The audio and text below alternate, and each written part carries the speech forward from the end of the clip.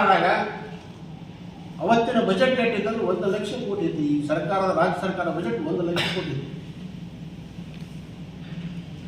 ಆ ಒಂದು ಲಕ್ಷ ಕೋಟಿ ಬಜೆಟ್ನ ಪೂರಕವಾಗಿ ನಾವು ಏನೇನು ಮಾಡಬೇಕು, ಅಭಿವೃದ್ಧಿಗಳು ಏನೇನು ಮಾಡಬೇಕು, ನಮ್ಮ ತಾಲೂಕಿಗೆ ತರುವಂಥ ಕೆಲಸ ನಮ್ಮ ಪ್ರಾಮಾಣಿಕವಾಗಿ ಮಾಡಿದ್ದೀವಿ.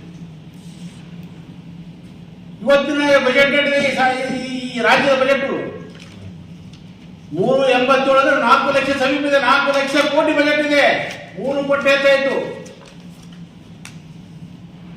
ಇದಕ್ಕೂ ಶಾಸಕರು 12 ವರ್ಷ ಏನು ಮಾಡೋಣ ಘೋಷಣೆ ಸಿಂಧಿಗಿನಲ್ಲಿ ಬಸ್ ಸ್ಟ್ಯಾಂಡ್ ನಿರ್ಮಾಣ,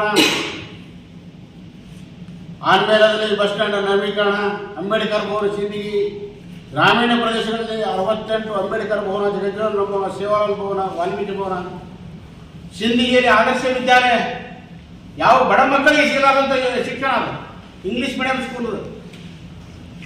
ಯಾರು ಬಡ ಮಕ್ಕಳಿಗೆ ಸಿಗುತ್ತದೆ ಆದರ್ಶ ವಿದ್ಯಾಲಯ ನನ್ನ ಕಾಲದಲ್ಲಿ ತಂದೆ. ಪದವಿ ಪೂರ್ವ ಕಾಲೇಜು ಕಟ್ಟಡವನ್ನು ನಾನು ಮಾಡಿದೆ. ಅಲ್ಲಿಂದ ಪದವಿ ಕಾಲೇಜು ಕಟ್ಟಡ ನಾನು ಮಾಡಿದೆ.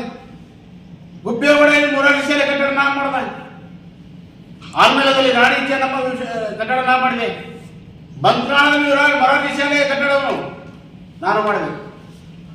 ಅಂದ್ರೆ ಅರ್ಧ ಪೂರ್ತಿ ಆಗಿತ್ತು, ಅರ್ಧ ಮತ್ತೆ 6 ಕೋಟಿ ರೂಪಾಯಿ ಮತ್ತೆ ನಾನು ಮಾಡಿದ್ದೀನಿ. ಹಂದಿನೂರು ಕಸ್ತೂರ್ಬಾ ವಸತಿ ಶಾಲೆ ಕಟ್ಟಡ ನಾನು ಮಾಡಿದ್ದೀನಿ.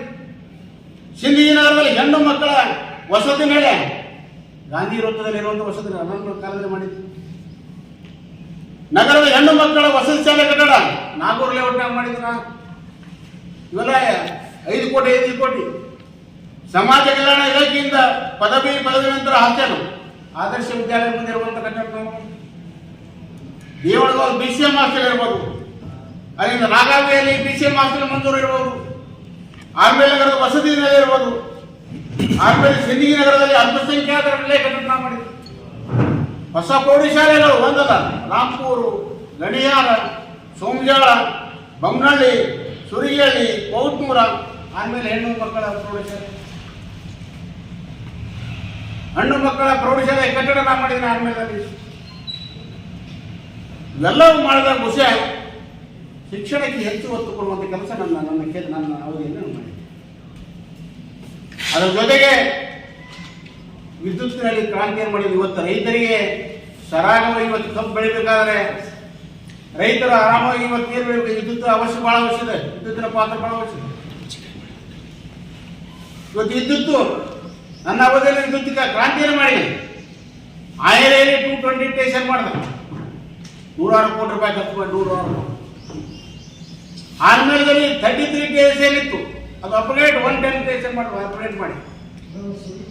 ದೇವಳಗಾದಲ್ಲಿ ಹೊಸ 110 ಕೆವಿ ಸ್ಟೇಷನ್ ಮಾಡಿದ್ರು. ಜಾನ್ಕೋಡಿಯಲ್ಲಿ 110 ಕೆವಿ ಸ್ಟೇಷನ್ ಮಾಡಿದ್ವಿ. ಮಲೆನಾಡದಲ್ಲಿ 110 ಕೆವಿ ಸ್ಟೇಷನ್ ಮಾಡಿದವು. ಅದು ಮೊನ್ನೆ 15-16 ತಿಂಗಳು ಸಿಕ್ಕಿದ ಫ್ರೆಂಡಲ್ಲಿ ಹಿಕ್ಕುಮತಿ ಅಂದ್ರೆ ಕೋರಳಿ ಹತ್ರ ಹಿಕ್ಕುಮತಿ ಆಗಿದೆ. ಹಿಕ್ಕುಮತಿಯಲ್ಲಿ 110 ಕೆವಿ ಸ್ಟೇಷನ್ ಮಂಜೂರು ಮಾಡಿದ್ವಿ. ಆದರೆ ಈ ಟೆಂಡರ್ ವರ್ಕ್ ಸ್ಟಾರ್ಟ್ ಆಗ್ತದೆ. ದೇವರಲ್ಲಿ 110 ಸ್ಟೇಷನ್ ಮಂಜೂರು ಮಾಡಿದ್ವಿ. ನಾವು ಟೆಂಡರ್ ಕರೆದಿಲ್ಲ. ಹಿಂದಿನ ಅವಧಿಯಲ್ಲಿ ಮಂಜೂರಾದಂತ ಗುಬ್ಬೇವಾಡ ನಾನೇ ಮಂಜೂರು ಮಾಡಿದ್ವಿ. ವರ್ಕ್ ಮುಗಿಲಿ ಬಂದು 110 ಸ್ಟೇಷನ್. ಕಡಣಿಯಲ್ಲಿ ಹಿಂದಿನ ಕಾಲ ಮಂಜೂರಾಗಿತ್ತು. ನಾ ಟೆಂಡರ್ ಕೇಳಿ ಇವತ್ತು ಕೆಲಸ ಪ್ರಾರಂಭ. ಎಂಕಂಚಿಯಲ್ಲಿ ಹಿಂದೆ ಮಂಜೂರಾಗಿತ್ತು.